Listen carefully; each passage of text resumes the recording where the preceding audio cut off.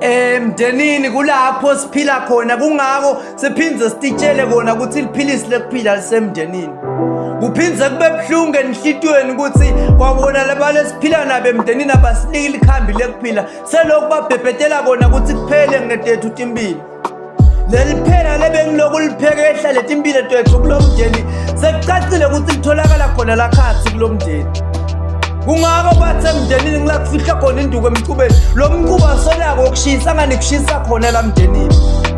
Mina ngifuna ukuyikhuluma lendzaba yalabo labathandzanako kulomndeni. Kungako lomnyagcine ngekusho ukuthi umthakathi ufike ngokuhlekisa emini, kungako ngikushona kwelanga uyaqedza ngeyakho impilo.